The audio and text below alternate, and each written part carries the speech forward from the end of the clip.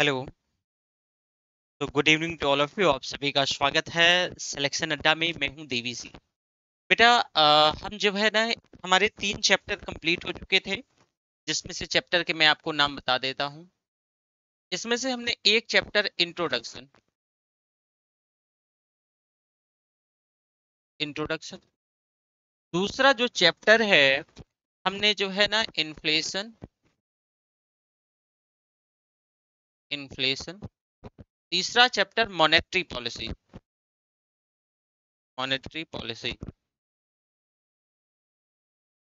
इन तीनों चैप्टर को हमने कंप्लीट कर लिया था।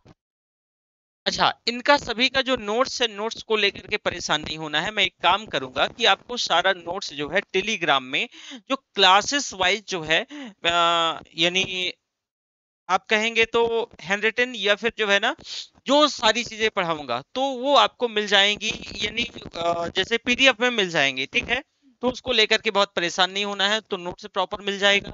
अब हमें बैंकिंग व्यवस्था पढ़ना है।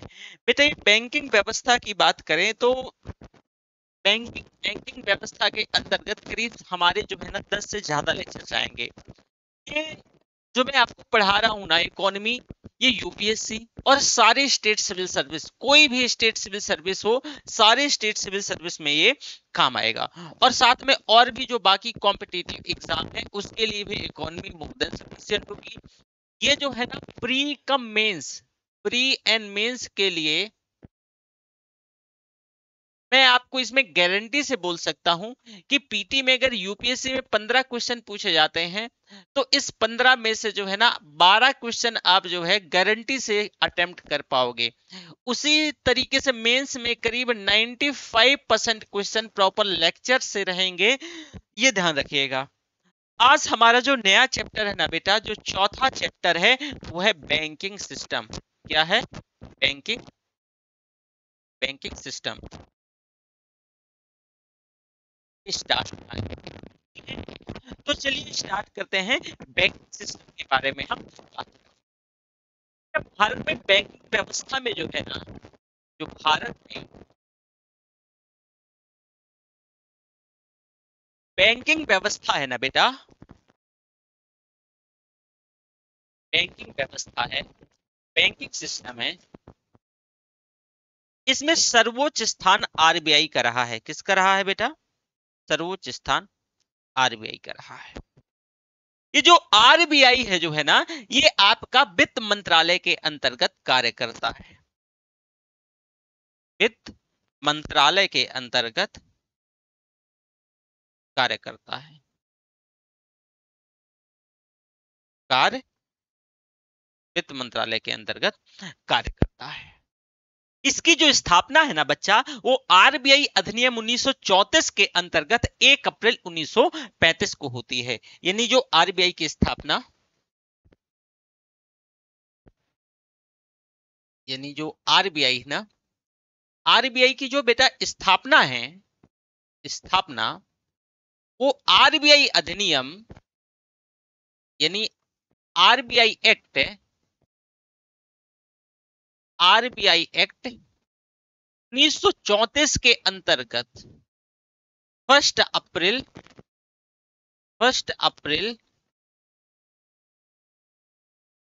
1935 में इसकी बेटा स्थापना होती है। ये ध्यान रखिएगा।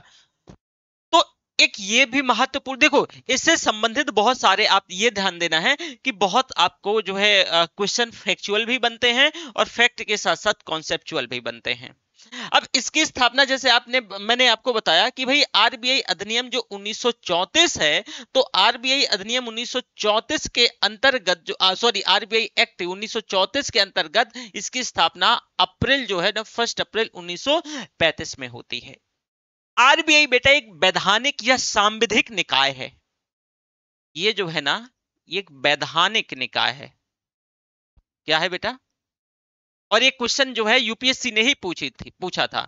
ये वैधानिक निकाय है, ये भी ध्यान दीजिएगा। आरबीआई क्या है, कैसा ये इंस्टीट्यूशन है, ये वैधानिक निकाय है। अब इसके स्वरूप जो है और इसकी जो जिम्मेदारियों में अगर कोई परिवर्तन करना है, मान लो कि आप इसके स्वरूप में बदलाव करना चाहते हो, इसकी जिम्मेदारियां जो इसकी जिम्मेदारियां उसमें कोई बदलाव करना चाहते हो, तो आपको पार्लियामेंट में आरबीआई अधिनियम में संशोधन करना होगा। मान लो कि यदि इसके स्वरूप इसके स्वरूप स्वरूप या जिम्मेदारियों में कोई बदलाव चाहते हो, जिम्मेदारियों में कोई बदलाव चाहते हो, कोई बदलाव चाहते हो, बदलाव चाहते हो, तो आपको संसद में आरबीआई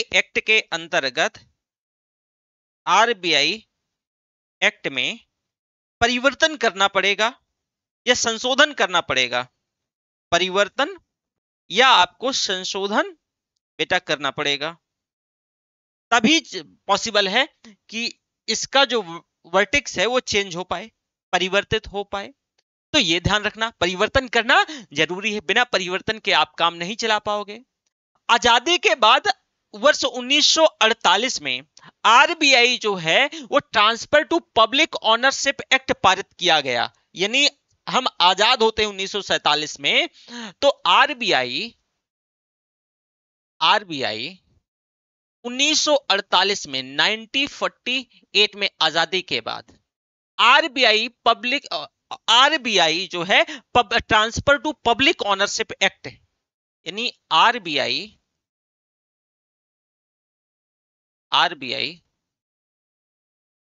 देखो एक एक्ट पारित होता है, ये ध्यान रखिएगा, अभी बताऊंगा। तो ये एक्ट क्या है, transfer to public ownership, transfer to public ownership, public ownership act पारित होता है कब बेटा, 1948 में, ये भी ध्यान दीजिएगा। अब इसके अंतर्गत 1 जनवरी 1949 को इसी आरबीआई को भारत सरकार के अधीन ला दिया जाता है। यानी इसके अंतर्गत, यानी 1 जनवरी 1950 को बेटा आरबीआई को इस एक्ट के अंतर्गत, जो आरबीआई है ना, इसको आरबीआई इस एक्ट के अंतर्गत भारत सरकार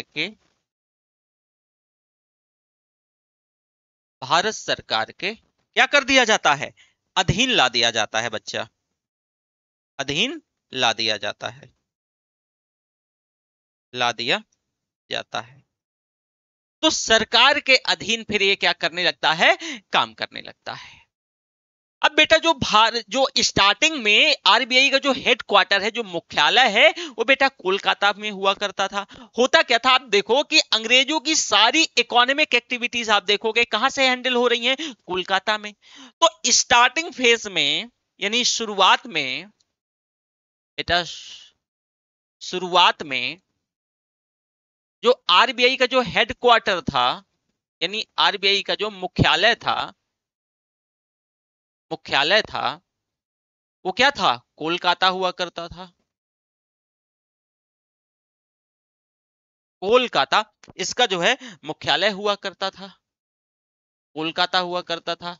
लेकिन इसके बाद फिर बेटा जो इसका जो हेड क्वार्टर है, जो मुख्यालय है, वो मुंबई कर दिया गया। क्या कर दिया गया, तो बाद में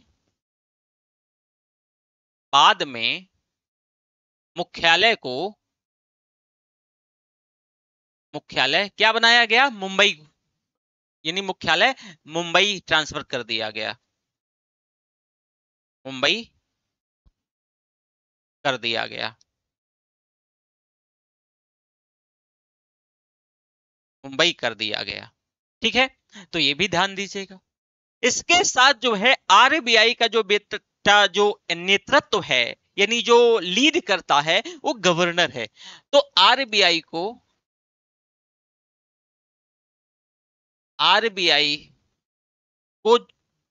जो भी व्यक्ति लीड करता है, लीड करता है, गवर्नर होता है,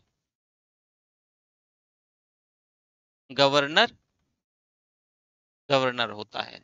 साथ में 4 डिप्टी गवर्नर होते हैं, 4 डिप्टी गवर्नर होते हैं, 4 डिप्टी गवर्नर होते हैं। आरबीआई के पहले जो गवर्नर थे सर ऑसबॉर्न स्मिथ थे, यानी जो है आरबीआई के पहले गवर्नर कौन थे भाई? पहले governor sir Osborne Smith, sir Osborne Osborne Smith. RBI के पहले भारतीय गवर्नर सीडी देशमुख, आरबीआई के पहले भारतीय गवर्नर, आरबीआई के पहले जो भारतीय गवर्नर थे सीडी देशमुख, सीडी देशमुख थे, सीडी देशमुख थे। वर्तमान में शक्तिकांत दास साहब हैं, एमए हिस्ट्री। वर्तमान में कौन गवर्नर है? शक्तिकांत दास साहब, शक्तिकांत दास साहब। ये आरबीआई के गवर्नर हैं बेटा।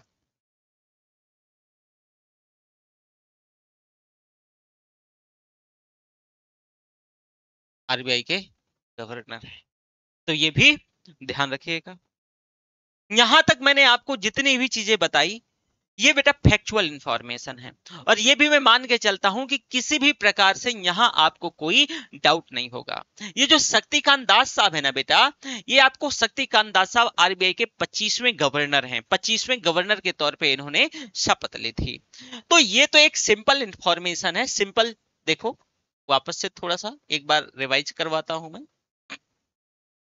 मैंने आपको कहा कि भाई भारत में जो है, जो आपका बैंकिंग सिस्टम है, तो बैंकिंग सिस्टम में जो सर्वोच्च स्थान है वो किसका? आरबीआई का है। सर्वोच्च स्थान किसका बेटा? आरबीआई का रहा है, आरबीआई का रहा है। आरबीआई जो है ना, ये आपका वित्त मंत्रालय के अंतर्गत कार्य करता है।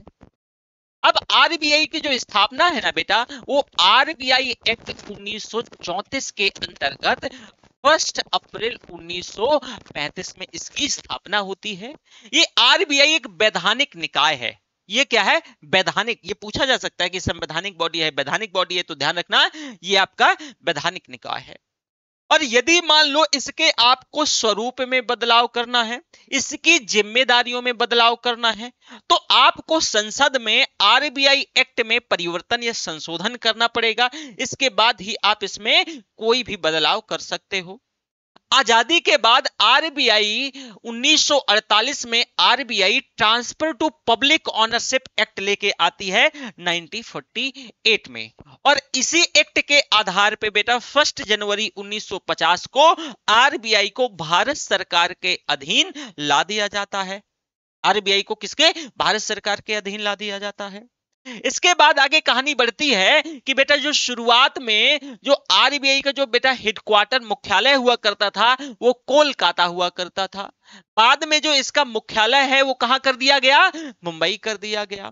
अब आरबीआई को जो लीड करते हैं वो एक गवर्नर होते हैं, और साथ में 4 डिप्टी गवर्नर होते हैं आरबीआई के गवर्नर को हेल्प करने के लिए, सहयोग करने के लिए।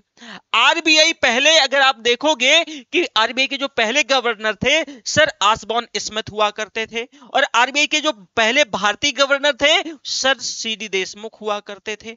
अभी वर्तमान में कौन है भाई? शक्तिकांत दास साहब हैं, और ये आरबीआई के 25वें गवर्नर के तौर पे, कौन से? 25वें नंबर के गवर्नर है, 25वें नंबर के गवर्नर है।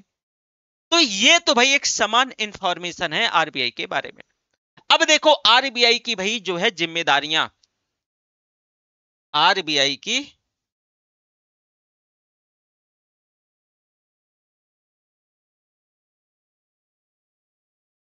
आरबीआई की जिम्मेदारियां।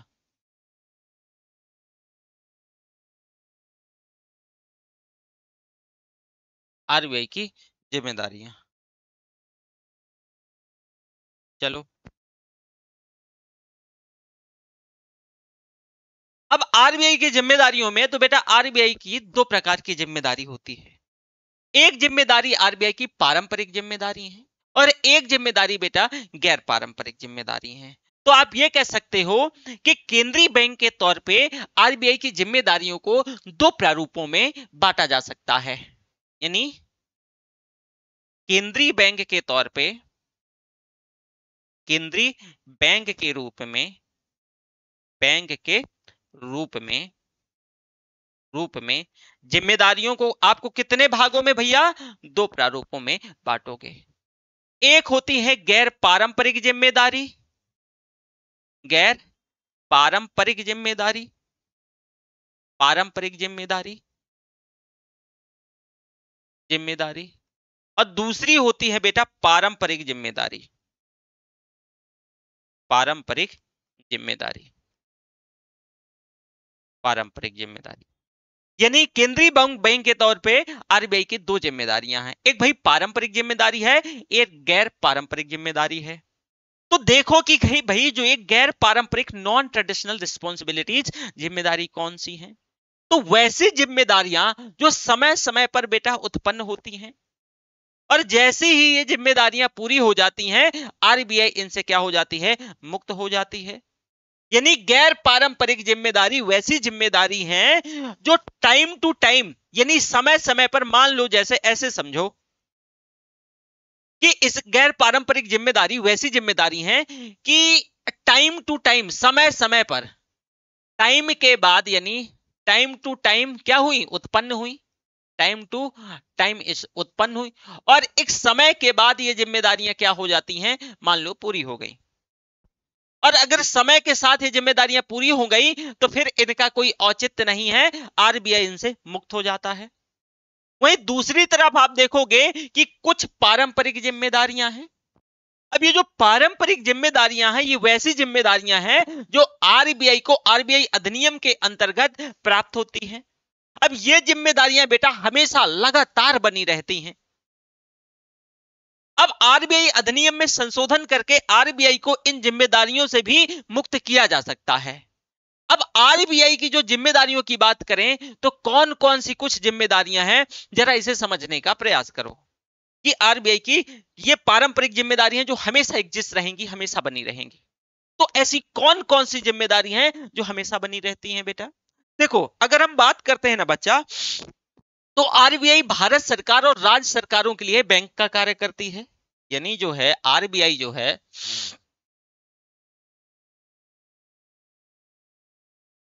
ये आपका भारत सरकार, बेटा भारत सरकार एवं राज्य सरकारों के लिए, ध्यान रखना, स्टेटमेंट ध्यान से सुनना, एवं राज्य सरकारों के लिए, राज्य सरकारों के लिए बैंक का कार्य करती है। किसका बेटा? बैंक का कार्य करती है, बैंक का कार्य करती है, कार्य करती है।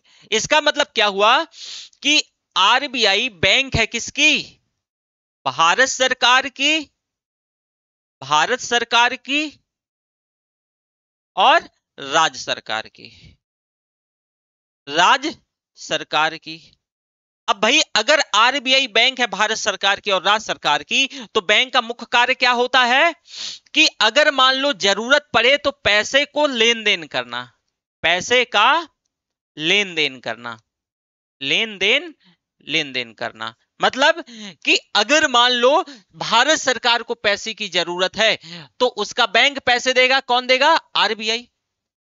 अगर राज्य सरकार को पैसे की जरूरत है तो राज्य सरकार कैसे पैसे मांगेगी? अपनी आरबीआई से। अब मान लो इनके पास अतिरिक्त में पैसा है तो ये पैसा अपना आरबीआई के पास क्या कर सकते हैं बेटा? रखवा सकते हैं, अधिशेष धनराशि आरबीआई के पास जमा, जो है आरबीआई के पास जमा करवा सकते हैं। अब साथ ही अगर आवश्यकता पड़ती है तो आरबीआई से जो है ऋण के तौर पे पैसा ले सकते हैं।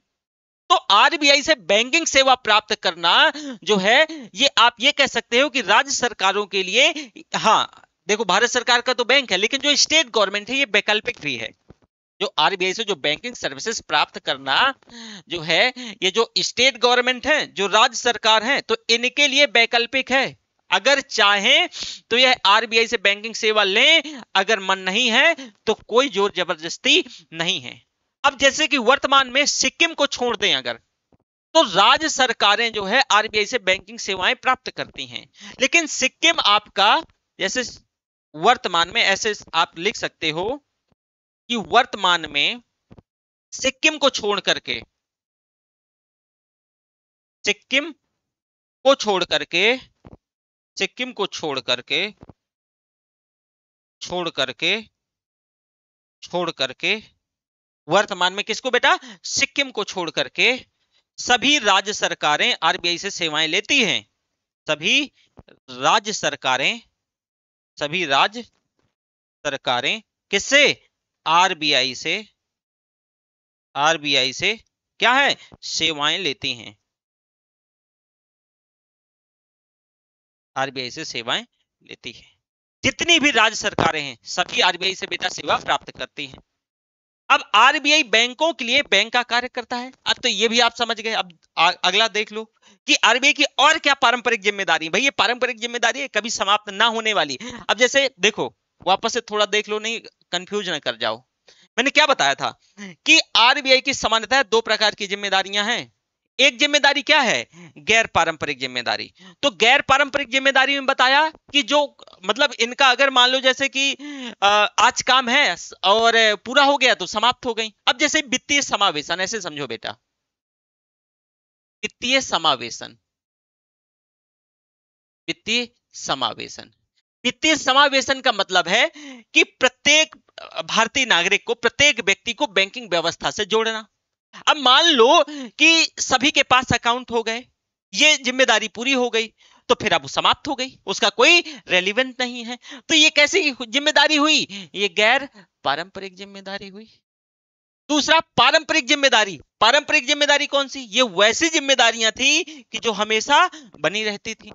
अब हमेशा बनी रहती थी तो कौन कौन सी, अब जैसे कि अभी मैंने बताया कि इसके अंतर्गत जो पारंपरिक जिम्मेदारी है, तो पारंपरिक जिम्मेदारी के अंतर्गत कि भाई भारत सरकार को जो है आरबीआई बैंकिंग सुविधाएं देता है। तो ये जो जिम्मेदारी थी, जो पारंपरिक जिम्मेदारियां थी, तो ये जिम्मेदारियां आरबीआई को आरबीआई अधिनियम के अंतर्गत प्राप्त होती हैं और ये हमेशा बनी रहती हैं। हाँ, आरबीआई अधिनियम में संशोधन करके इन जिम्मेदारियों से मुक्त हुआ जा सकता है, लेकिन कब, जब संशोधन किया जाए। तो जैसे कि मैंने बताया कि भाई इसके अंतर्गत आप जो है भारत सरकार को और राज्यों को जो भी सुविधाएं मिलती हैं, वो सभी सुविधाएं आरबीआई की पारंपरिक जिम्मेदारियां हैं। अब दूसरा, जैसे कि आप देखो, पेन चेंज कर लेते हैं ना। दूसरा कि आरबीआई बैंकों का भी बैंक है। क्या है, आरबीआई आपका ये बैंकों का भी बैंक है, ये बैंकों का भी बैंक है, बैंकों का भी बैंक है। आप कहोगे कि सर ये बैंकों का भी बैंक है कैसे, थोड़ा सा मैं जो है ना आप लोगों के क्वेश्चन देख लूं कि किसी का कोई डाउट वाउट तो नहीं है।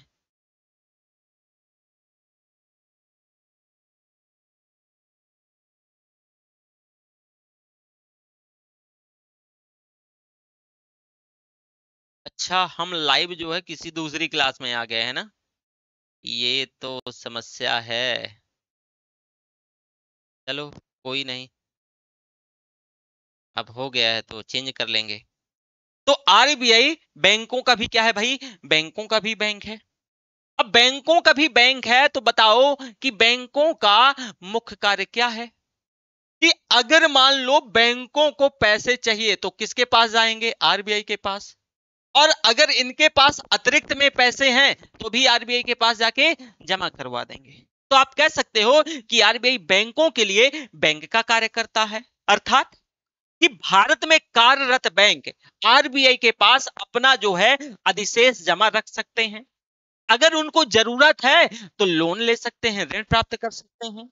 अब जब बैंकों को कहीं से भी ऋण की प्राप्ति नहीं होती, तब आरबीआई से इन्हें ऋण उपलब्ध जो है कराया जाता है, आरबीआई इनको पैसा देती है। और यही कारण है कि भाई आरबीआई को lender of the lost resort कहा जाता है। Lender of the last resort कहा जाता है। कि मान लो कि जैसे एसबीआई है या पीएनबी है, पंजाब नेशनल बैंक है, पंजाब नेशनल बैंक है, अब इसको कहीं से पैसा नहीं मिला, कहीं से लोन नहीं मिला, तो इसको कौन लोन देगा? आरबीआई। और यही वजह है कि lender of the last resort कहा जाता है, lender of the, lender of the last resort, loss resort. क्यों? क्योंकि अगर कहीं पैसा नहीं मिलेगा तो आरबीआई तो पैसा देगी ही देगी।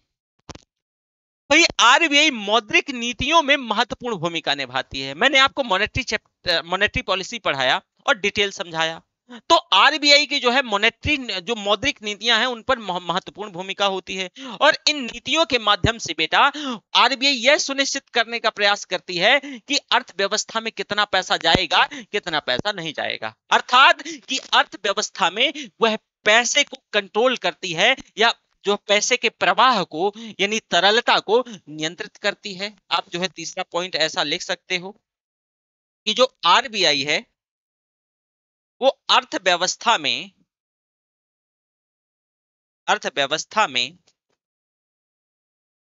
आरबीआई अर्थव्यवस्था में क्या करती है? जो है मुद्रा के प्रवाह को मुद्रा के प्रवाह को नियंत्रित करती है, नियंत्रित नियंत्रित करती है। यही आरबीआई जो है अर्थव्यवस्था में जो मुद्रा है, मुद्रा के प्रवाह को क्या करती है बेटा? नियंत्रित करती है। अब आप ऐसा कह सकते हो कि आरबीआई ये निश्चित करेगी कि कितने पैसे की जरूरत है, कितने पैसे की जरूरत नहीं है। तो यह भी तय करती है कि कितना ऋण किस ब्याज दर पर उपभोक्ता को निवेशकों तक, जो उपभोक्ता या निवेशकों तक पहुंचना चाहिए। अब इन किसके माध्यम से? तो मॉनेटरी पॉलिसी पढ़ाया था, तो मॉनेटरी मौद्रिक नीतियों के माध्यम से आरबीआई जो है मुद्रास्फीति को यानी महंगाई को भी कंट्रोल करने का प्रयास करती है, साथ में आर्थिक समृद्धि का प्रबंधन भी करती है और घरेलू मुद्रा के विनिमय दर को संतुलित बनाए रखती है। यानी आप कह सकते हो कि अगर आपसे कोई पूछा जाए, आपसे कोई पूछे कि आरबीआई के मुख्य कार्य बता दो, आरबीआई के मुख्य कार्य बता दो, तो आप कहोगे कि सर ये अपने जो है मॉनेटरी पॉलिसी के माध्यम से अर्थव्यवस्था में जो मुद्रास्फीति है, मुद्रास्फीति है, मुद्रास्फीति उसको क्या करती है बेटा? उसको नियंत्रित करती है, नियंत्रित नियंत्रित करती है। साथ ही साथ ये और क्या करेगी कि भाई आर्थिक समृद्धि को प्रबंधित करेगी, आर्थिक समृद्धि को प्रबंधित करती है, मैनेज करती है, प्रबंधित प्रबंधित करती है। और आपका घरेलू मुद्रा को यानी विदेशी मुद्रा की तुलना में जो आपका विनिमय दर है, विदेशी मुद्रा की तुलना में, मुद्रा की तुलना में विदेशी मुद्रा की तुलना में घरेलू मुद्रा का विनिमय दर, तुलना में जो घरेलू मुद्रा का जो विनिमय दर है ना बेटा, विनिमय दर बता चुका हूं, विनिमय दर को सुनिश्चित करती है, सुनिश्चित विनिमय दर सुनिश्चित करती है या संतुलित बनाए रखती है। तो ये आरबीआई के प्रमुख कार्य के तौर पे है कि आरबीआई के ये कुछ क्या है बेटा? ये प्रमुख कार्य हैं। अब आरबीआई भारत में बैंकिंग व्यवस्था का नियंत्रण करती है। एक अनुसूचित बैंक की स्थापना के लिए बेटा ये गाइडलाइंस जो है, नियम कानून बनाती है, लाइसेंस जारी करती है। और ये बैंकों के लिए जब लाइसेंस जारी करेगी, यानी ये जो है ये बैंकों के लिए क्या करती है? लाइसेंस जारी करती है, लाइसेंस जारी करती है, लाइसेंस जारी करती है। जब लाइसेंस जारी करेगी तो बेटा क्या करेगी? दिशा निर्देश देगी, ये दिशा निर्देश भी देती है, निर्देश भी देती है, दिशा निर्देश भी देती है। ठीक है, तो ये सारे कार्य हो गए। साथ में आरबीआई कुछ जो है गैर बैंकिंग जो एनबीएफसी होती है ना, नॉन बैंकिंग फाइनेंसिंग कंपनियां, तो नॉन बैंकिंग फाइनेंसिंग कंपनियों को, कुछ सभी नहीं, उनको भी नियंत्रित करती है। तो आरबीआई का एक ये भी काम है। अगर आपसे कोई पूछे, चलो अच्छा ये जो है ना इसको रख लो चौथा नंबर, इसको रख लो पांचवा नंबर, चलो उल्टा हो गया ना, चलो कोई बात नहीं। आरबीआई और क्या कर रही भाई आरबीआई के कार्य के तौर पे? आरबीआई के प्रमुख कार्य के तौर पे अगर हम आपसे मेंस में ही क्वेश्चन कुछ ऐसा आ जाए, तो आरबीआई के कार्य के तौर पे आप क्या कर सकते हो कि भाई ये सारे कार्य कर रही है। साथ में आरबीआई,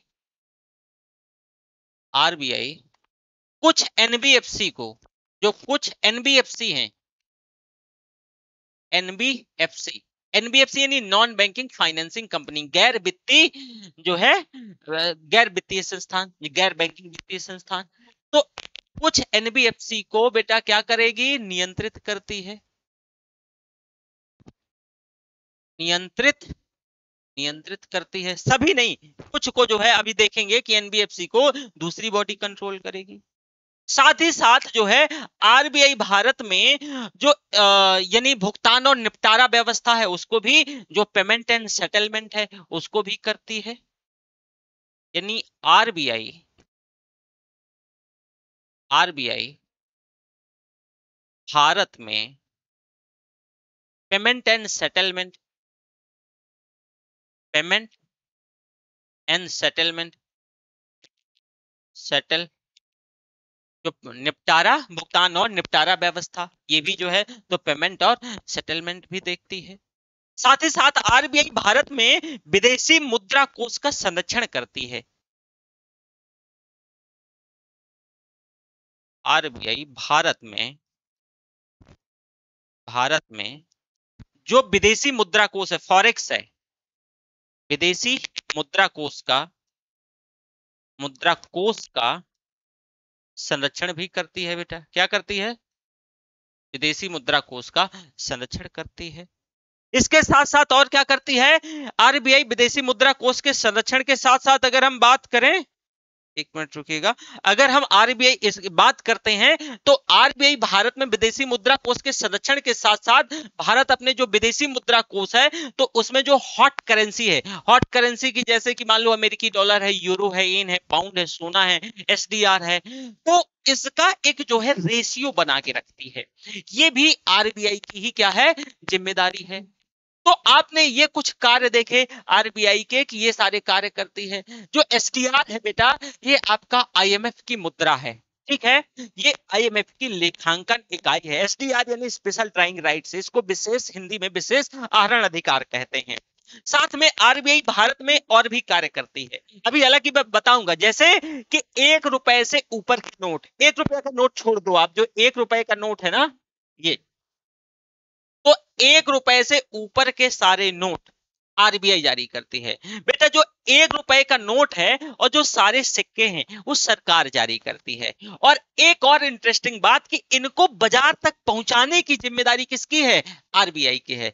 तो आपसे कोई पूछे तो 1 रुपए का नोट भाई, 1 रुपए का नोट, नोट और सिक्के छोड़कर, और सिक्के छोड़ करके, सिक्के छोड़ करके, छोड़ करके आरबीआई सारे नोट जारी करती है।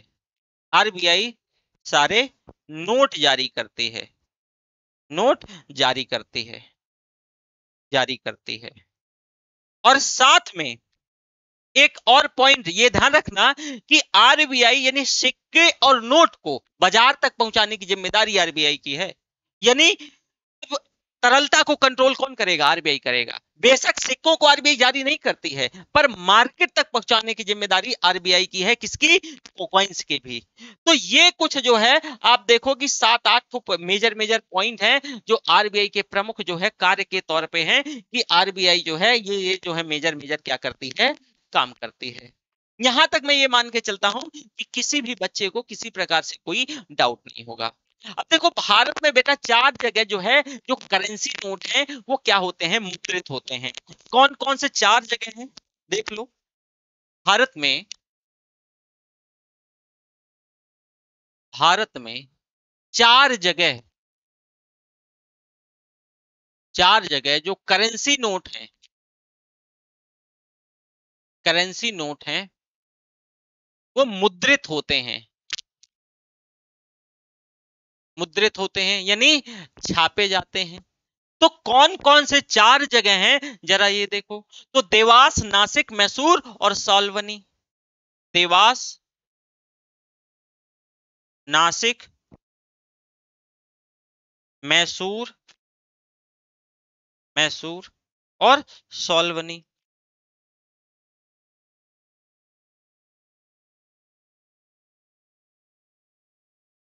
साल्वनी बेटा देवास जो है ये आपके एमपी में पड़ता है। नासिक बेटा आपके ये महाराष्ट्र में पड़ता है। मैसूर आपका कर्नाटक में पड़ता है। और साल्वनी आपका बंगाल में पड़ता है, जो आपका पश्चिम बंगाल है। कहाँ? पश्चिम बंगाल। तो ये 4 जगह जो है ये क्या है, नोट के मुद्रित होने के, या आप ये कह सकते हो ये नोट के छापे खाने हैं। भारत में 4 जगह जो है आरबीआई नोटों का मुद्रण करता है, ये 4 जगह मुद्रण होते हैं। एक चीज और कि जो आप देख रहे हो ये जो देवास है ना, देवास और ये नासिक, इन पर मालिकाना अधिकार गवर्नमेंट ऑफ इंडिया का है, भारत सरकार का है। भारत सरकार का है, सरकार का है मालिकाना अधिकार। मालिकाना अधिकार किसका बेटा? भारत सरकार का है। दूसरी तरफ मैसूर और साल्वनी देखो, इस पर जो मालिकाना अधिकार है, मालिकाना अधिकार है, मालिकाना अधिकार है, अधिकार है वो किसका है? आरबीआई का है। वो किसका? आरबीआई का है। तो ये भी ध्यान रखिएगा। अब इनमें से पहले ये जो 2 मुद्रणालय, देवास एमपी में पड़ेगा, नासिक आपका महाराष्ट्र में पड़ेगा, इन दोनों पर मालिकाना अधिकार भारत सरकार है। कौन? भारत सरकार करेगी, ठीक है। और बाकी के जो 2 हैं उन पर मालिकाना अधिकार किसका बेटा? आरबीआई का है। तो ये भी ध्यान रखिएगा। अब ये जो मुद्रणालय हैं, जो प्रिंटिंग प्रेस हैं, ये भारत में 4 जगह ही हैं अभी, ठीक है। अब जो मुद्रण के उद्देश्य से जिस कागज का बेटा प्रयोग होता है, भाई जब जो है नोट प्रेस, ये जो प्रिंटिंग प्रिंट होती है, तो मुद्रण के उद्देश्य से जिस कागज का प्रयोग होता है वो 100% जो है वो किसका बना होता है? वो कपास का बना होता है। और 1 रुपए का नोट जो कि भारत सरकार जारी करती है, तो आपको यह भी बता दूं कि इस पर वित्त सचिव का हस्ताक्षर होता है, आरबीआई का हस्ताक्षर नहीं होता। लेकिन आप जितने भी बाकी के नोट देखोगे उन सभी में कौन किसका सिग्नेचर होगा? आरबीआई के गवर्नर का होगा। लेकिन आप 1 रुपए का कभी अगर आपके पास नोट दिखे तो उस नोट में देखना, उस नोट में बेटा भारत जो है सचिव का, भारत के क्या होगा उसमें से, वित्त सचिव का क्या होता है? सिग्नेचर होता है। तो ये भी आप जान गए। जैसे कि 4 जगह बेटा जो है नोटों का जो है प्रिंटिंग प्रेस है, जो मुद्रणालय है, जो करेंसी जो छापी जाती है, इसी तरह भारत में 4 जगह सिक्के भी ढाले जाते हैं। अब भारत में 4 जगह सिक्के कहां कहां डाले जाते हैं?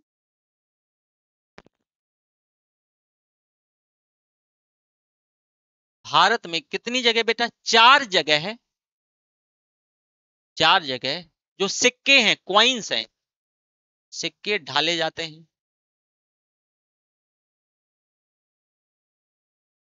4 जगह सिक्के ढाले जाते हैं।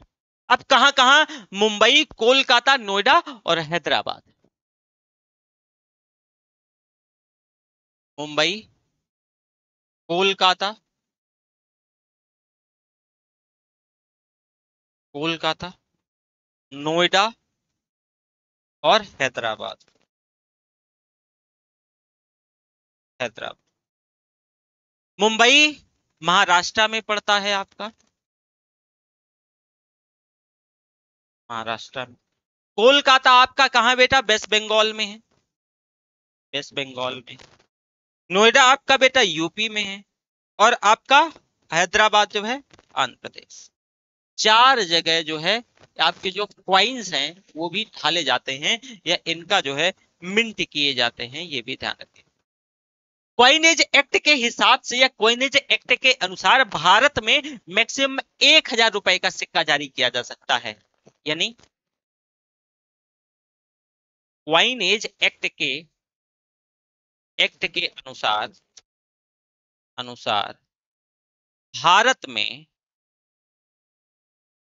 मैक्सिमम 1,000 का जो क्वाइंस है, जो सिक्का है, वो क्या है, ढाला जा सकता है। कितने का बेटा, 1,000 रुपए का। ये भी ध्यान दीजिएगा।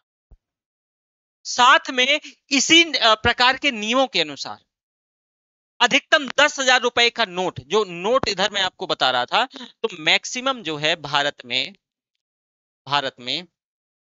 10,000 रुपए का नोट मैक्सिमम छापा जा सकता है। सिक्का 1,000 का और नोट मैक्सिमम 10,000 रुपए। अब नोट के परिचालन में से देखो, जो नोट का परिचालन है बेटा, ऐसा नहीं है कि आज आप जो मैक्सिमम जो है 2,000 का भी नोट बंद हो गया तो मैक्सिमम 500 का चल रहा है।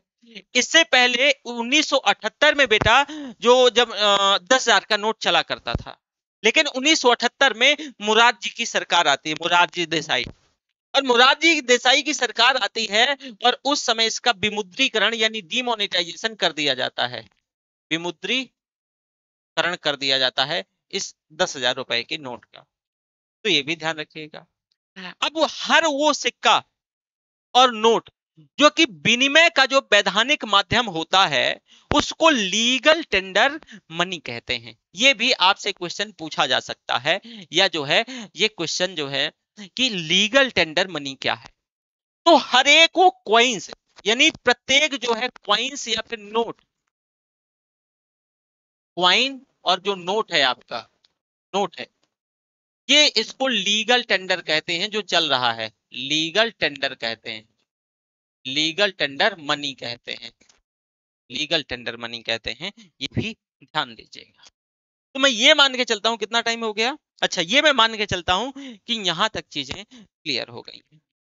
आगे की क्लास में हम कल जो ये बात करेंगे कि भाई नए नोट जारी करना है, तो नए नए नोट जारी करने में जो प्रयोग की जाने वाली जो मेथड है, जो पद्धति है, देखो दुनिया में सामान्यतया बेटा दो प्रकार के मेथड का प्रयोग किया जाता है। अलग अलग देश अपने अपने हिसाब से इन दोनों मेथडों में से किसी एक मेथड को उठाते हैं। एक है मिनिमम रिजर्व सिस्टम, न्यूनतम आरक्षित प्रणाली, जिसको हम यूज करते हैं और हमारे जैसे जो विकासशील देश हैं उसका प्रयोग करते हैं। कुछ देशों में बेटा प्रोपोर्शनल रिजर्व सिस्टम या आनुपातिक आरक्षित प्रणाली का जो है मतलब प्रयोग किया जाता है। ये कल की क्लास में हम बाकी चीजों के बारे में कि नए नोट जारी करने का जो पद्धति है, जो मेथड है, वो कैसा होता है, हम कल की क्लास में डिस्कस करेंगे। आज की क्लास हम यहीं तक रखेंगे। अब इसका जो नोट, अब देखो मैं आपको एक नंबर अपना दे देता हूं, ये मेरा नंबर है 9555031427। इस पे आप कॉल करके और संबंधित जानकारी या कुछ भी, ये सारी चीजें फ्री ऑफ कॉस्ट है, तो आप फोन करके हमसे जो है कुछ भी अगर आपको चाहिए तो बोल सकते हो। ठीक है, तो चलो थैंक यू, बाय बाय, फिर मिलेंगे हम। चलिए।